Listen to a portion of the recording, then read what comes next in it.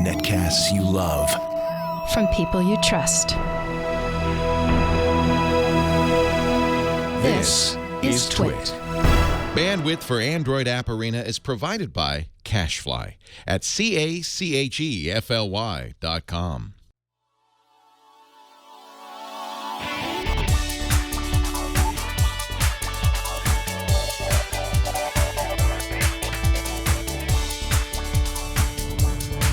This is Android App Arena, episode 78 for Wednesday, December 29th, 2015. Best Arena apps of 2015. Hello, everyone, and welcome to another episode of Android App Arena. I'm your host, Jason Howell. So I took a look at the list of apps that I've reviewed in total during the entire year for this show, and I'm totally floored by the number. It turns out that reviewing 4 to 5 solid apps every single week for an entire year adds up to a lot of apps. That number, if you're curious, is 205. I kind of can't believe it myself. So then I decided to look through everything I've reviewed and pick out a few of the most memorable apps and games that actually released in 2015. Now, there are a ton of apps that I've reviewed that are amazing and won't make this episode because they have a legacy that extends earlier than that. So these are just the newly released apps and games of the year that really stood out to me. So let's check out one final roundup of the year, my favorite arena apps of 2015. First up, here's an app that has improved how I get my news, and often it's the stories I don't find in my usual places. Nuzzle makes it easy to keep tabs on my Twitter follows to see exactly what they are sharing most.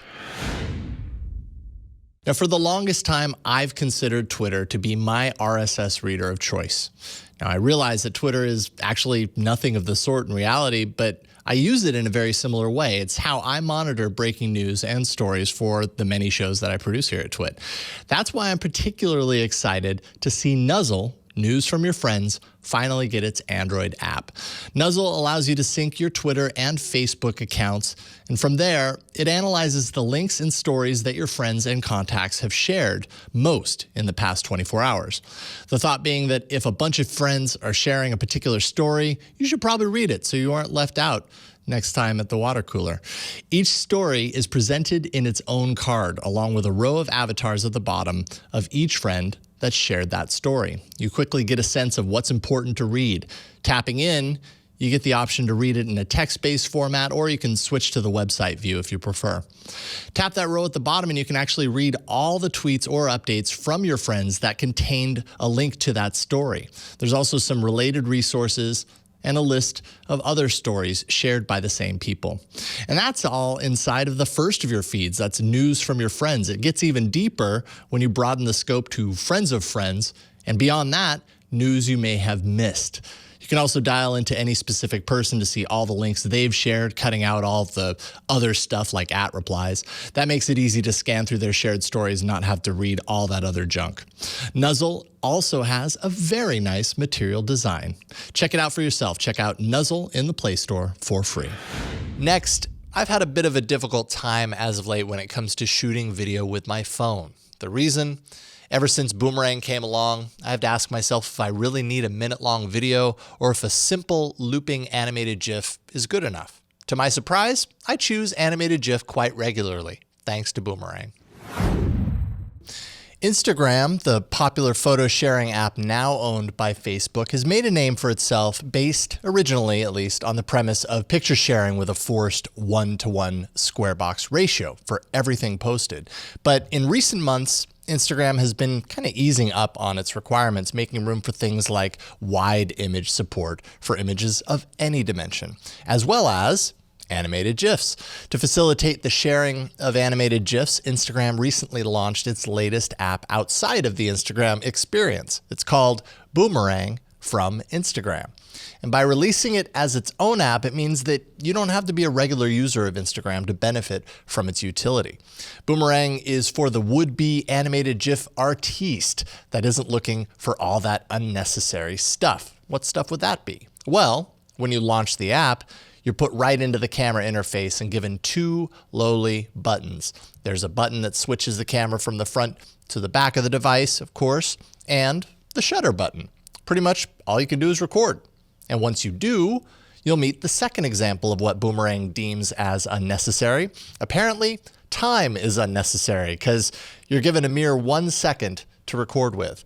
The result is always kind of twitchy, little odd, and above all else, very brief. So yes, folks, we've gone from long-form video sharing on the web down to 15 seconds, down to 6 seconds with Vine, to 1 second with Boomerang. The funny thing is, 1 second can be a lot of fun because let's face it, there's little commitment here. And your GIF is looped back and forth, creating some interesting imagery. Once I have something I like, or in this case, can tolerate ever so slightly, I can choose to share directly to Instagram or directly to Facebook. And aside from those, that share button that will share anywhere I choose. Become a 1 second auteur with Boomerang by Instagram. It's free in the Play Store. Old school charm, cheesy music, and fast-paced action. That's Kung Fury in a nutshell. And just saying cheesy music doesn't really do it justice. We're talking cheese by the cheesiest of cheese balls, David Hasselhoff. So tell me, have you hassled the Hoff since I reviewed Kung Fury earlier this year? Then you may need a reminder. This week's Big App isn't just a game, it's a movie and a music video starring David Hasselhoff. So yeah, let's just say that the Big App really doesn't take itself very seriously. Kung Fury is a short film that is the result of a successful Kickstarter campaign. And honestly, if you have a half hour to kill, you should really find the film on YouTube because it's totally over the top in a good way. It's a throwback to late 80s action films, complete with over-the-top action, an incredibly authentic but original 80s synth-pop soundtrack, a theme song by David Hasselhoff, and, well, Vikings, Nazis, time machines, dinosaurs, and lots of fighting action. Okay, so that's the movie. As a companion, we have the awesomely authentic button masher called Kung Fury Street Rage. And it really does side-scrolling action right in so many ways. First, the graphics are perfect for the era. You even get CRT scan lines and a nice warping effect on the edges of the screen, just like an old-school CRT television. As for the gameplay, think of such classics as Double Dragon and Final Fight, but definitely more simplified. The gameplay is less about progressing through a level and more about straight-up button mashing as you battle enemies from both sides. With 2 buttons to smash, things are kept simple. Left button attacks to the left. Right button attacks to the right. If you time your attacks right, you can stack up bonus points as your multiplier increases with every hit. Tap the button when no one is near you, and you simply move in that direction and lose your multiplier. As Kung Fury, you travel back in time to battle it out with Kung Fuhrer, aka Adolf Hitler, and you'll encounter many of his minions and robots, among other characters. The action is fast-paced, hardly nuanced, and I suppose that might be its main weakness. But I implore fans of this era of gaming to play Kung Fury for 5 minutes without breaking a smile. It's a great throwback, and let's be real, not much more than that, but I enjoyed it in spite of its simplicity. Check out Kung Fury Street Rage for free in the Play Store, and definitely check out the short film on YouTube, also for free. Here's a game that stole a ton of my spare moments throughout 2015, thanks to its sharp graphics, its frantic gameplay, and high level of difficulty. Geometry Wars 3 was, for me, the perfect mix of those qualities, which means instead of getting frustrated and giving up, I always gave it another round. This week, I've been enjoying a new game that's filled with fast-paced arcade action and honestly, some of the most stunning environments I've seen on my little Android screen to date. Last November, the hit multi-directional shooter called Geometry Wars 3 was released on console and desktop PC, and now Android gets its triumphant release. Your ship is placed in the center of the playing field, a ginormous three-dimensional space that rotates as you maneuver around it, frantically, I might add. Every level sports a different type of arena, keeping things varied and challenging. Using either single stick or dual stick controls, you can move your ship around and fire at a constant stream of bad guy formations that appear out of thin air, of course trying to avoid slamming into them as they appear, and they follow these predetermined paths of movement that make it a challenge to avoid. The more baddies you destroy, the more points you score, moving you up in the ranks from 0 to 3 completion stars, and ultimately on to the next level. As you destroy the bad guys, you'll pick up scattered gems which tax on multipliers to your haul, raking in even more points. You can drop bombs to eliminate everything on the screen, though you'll score no points for that destruction, but you will get some of those gems to pick up. Adventure mode packs 50 plus levels to keep you very busy, and they're all very difficult. There are other game modes too. Deadline, which is a time trial. There's King, which limits you to one single life and limited firepower. Evolved, where you score as much as you can with only 3 lives. There's Passivism, where you have no firepower at all, but you use gates to destroy the bad guys. And Waves, where you're given 1 life with which to do your nastiest against waves of bad guys. That's why they call it Waves. The action is intense, and so is the soundtrack, and everything looks sharp, and at times, ain't gonna lie, a little dizzying. This is arcade quality action that's perfect for touch, but if you have a Bluetooth controller, it actually supports that too.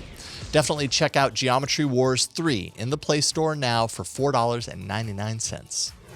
And finally, why not throw a bone to Google for creating an app that has redefined how I manage the photos I take on my devices day after day. Not only is the app designed well, but the service is next to none, in my opinion. Google Photos is awesome. Enough said. Of all the announcements at this year's Google I/O, the one that seems to have a lot of people talking right now is the new Photos app by Google. Probably because, aside from being a nice looking app on Android, iOS, and on the web, Google is offering practically unlimited storage for all of your photos inside the service. It's taken me a few days to sync my entire iPhoto library from my desktop at home to the service, and now I have a metric ton of photos accessible from anywhere thanks to the cloud. Taking a closer look at the Android app, Google has made some changes that make managing this massive amount of photos a lot easier than in the past. Gone are the days of manually tagging and maintaining photo albums. Google knows enough about your images, thanks to its algorithmic smarts, that you can search your way to pretty much anything. For example, just tap that search button and you'll see 3 sections that you'll use to narrow your results. People is where you'll find images of the faces that appear in your pictures most. Google has analyzed and grouped the results based on all of the different faces in your library, and it's incredibly accurate and super useful. Then Places, where you'll find grouped images based on landmarks that Google recognizes, plus any metadata associated with those images. And finally, Things, which are groups of images based on any number of recurring elements and themes. Now, down at the bottom, you can show only videos, you can access your Google Drive images, or this button here, Creations. This is essentially the new term for Google's Auto Awesomes. Here, Google will do things like stylize particular images with filters, automatically animate sequence images into an animated GIF, take a collection of related images and create a collage for you. All of these appear without you needing to do anything. You can save the results to your library permanently. Google Photos might make you want to do what I did and upload every digital photo that you have, which is a lot. Pinching inward on that list takes you from the weekly view to monthly to a more inclusive monthly view that makes navigating throughout the years a bit easier. Of course, you can still create your own collections, including curated albums, dynamically edited movies, stories, animations, and collages, if you don't want to wait for Google to do it for you on the fly. Google Photos really impresses, and I can't wait to see how it evolves. Find Photos in the Play Store for free. No doubt, 2015 has been tremendous for Android. Not only from a software and apps perspective, but also in the ways of top-notch hardware at affordable prices. So much to look forward to in 2016, and I have no doubt that Android developers are going to continue to step it up with design being more elegant, more beautiful, and even more responsive in their apps. Google has laid a very solid groundwork at this point, so developers really have more insight than they've ever had, and that continues to show in the quality of apps that are hitting the Play Store. Really makes me look forward to reviewing another 205 apps this next year, I think. Send me your favorite apps and categories to arena@twit.tv. You can always post those to the subreddit at androidapparena.reddit.com, where everyone has access to them. A new episode of this show will air live right after the new Tech News Today around 5 p.m. Pacific at twit.tv/live. And if you miss that show, the show will always appear later in the evening in the feeds and the show page at twit.tv/arena. All right, that's it, folks. Thank you so much for joining me today. My name is Jason Howell, and I'll see you next year in the arena.